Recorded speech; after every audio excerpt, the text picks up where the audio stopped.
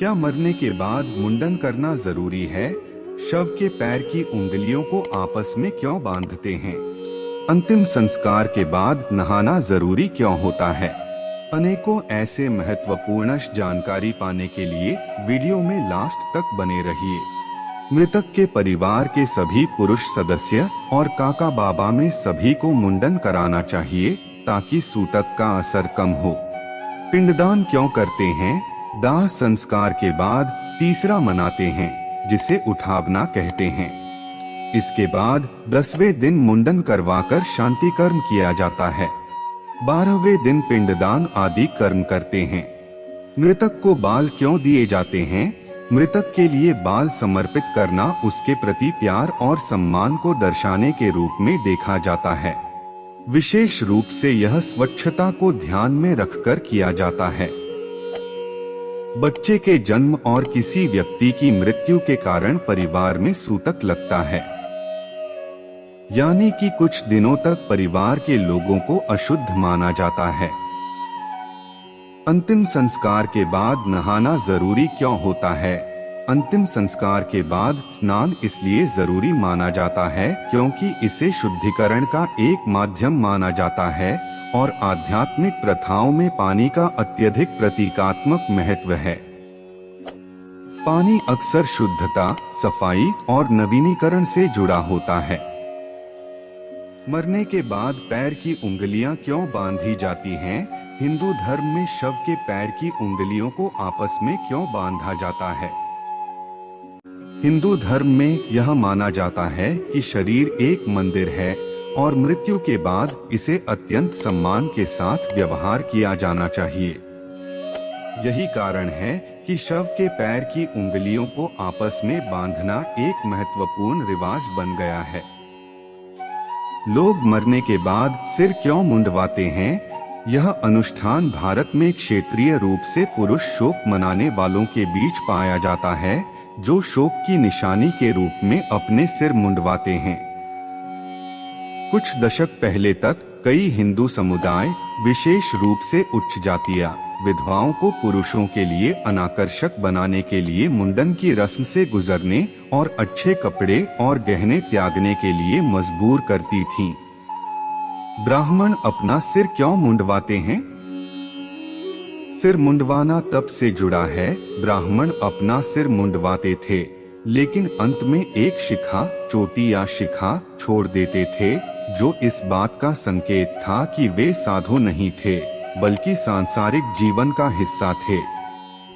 ब्राह्मणों की यह शिखा नियंत्रण दिखाने के लिए बांधी जाती है। कोई भी धार्मिक कार्य शिखा बांधने के बाद ही किया जाता है।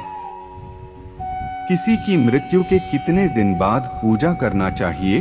परिवार के सदस्य की मृत्यु के बाद भी सूतक लग जाता है, जिसमें वर्जित काल 13 दिनों तक होता है। इसको पातक कहा जाता है। गरुड़ पुराण के अनुसार पातक लगने के 13वें दिन क्रिया करके ब्राह्मण भोज के बाद ही पूजा कार्य शुरू करना चाहिए। क्या मृत्यु के बाद संबंध समाप्त हो जाते हैं? एक धर्मनिरपेक्ष दृष्टिकोण से एक माँ और उसके बच्चे के बीच का रिश्ता एक या दोनों पक्षों की मृत्यु के साथ समाप्त हो जाता है। ऐसा इसलिए है क्योंकि हमारा भौतिक अस्तित्व ही वह आधार है जिस पर हमारे संबंध निर्मित होते हैं।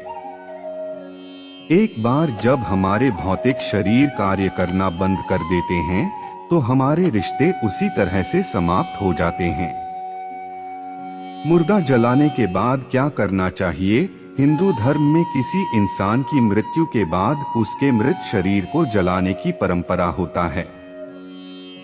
जलाने के बाद जब शव राख में तब्दील हो जाता है, शव को जलाने के बाद उसकी राख को पवित्र नदी में प्रवाहित किया जाता है। हिंदू धर्म में जब किसी व्यक्ति की मृत्यु हो जाती है, तब उसके मृत शरीर को जलाने का कार्य किया जाता है। श्मशान घाट से आने के बाद क्या करना चाहिए? इसके बाद पूरे घर में गंगाजल का छिड़काव जरूर करना चाहिए। ये सब करने की वजह यह है कि श्मशान घाट में कई तरह की नकारात्मक ऊर्जाओं का वास होता है। वे आपके कपड़ों के जरिए घर में प्रवेश कर सकती हैं। इसलिए स्नान और गंगाजल के छिड़काव से उनसे मुक्ति पाई जाती है। विधवा को क्या दान करना चाहिए? विधवा स्त्रियों को साबुन व तेल भेंट करने से या दान देने से ऐसे लोगों में कभी भी नकारात्मक ऊर्जा हावी नहीं होती। उनके घर में सुख समृद्धि व शांति बनी रहती है। सबसे अधिक प्रभावशाली होता है मन का भाव। कभी भी किसी असहाय विधवा स्त्री के बुरे समय का परिहास न करें और न ही उसके मजबूरी का लाभ उठाएं। आत्मा कितने दिन तक घर में रहती है? गरुड़ पुराण में बताया गया है कि मृत्यु के बाद आत्मा को यमदूत नागपाश से बांध देते हैं। शरीर से आत्मा निकलने के बाद वह यमपुरी की ओर जाती है। फिर यमदूत उस आत्मा को उसके घर छोड़ देते हैं। मरने के उपरांत आत्मा लगभग 13 दिनों तक अपने घर में रहती है। दोस्तों, आज के लिए बस इतना ही। ऐसे ही मोटिवेशनल वीडियो पाने के लिए लाइक और फॉलो जरूर करें। जय श्री कृष्ण।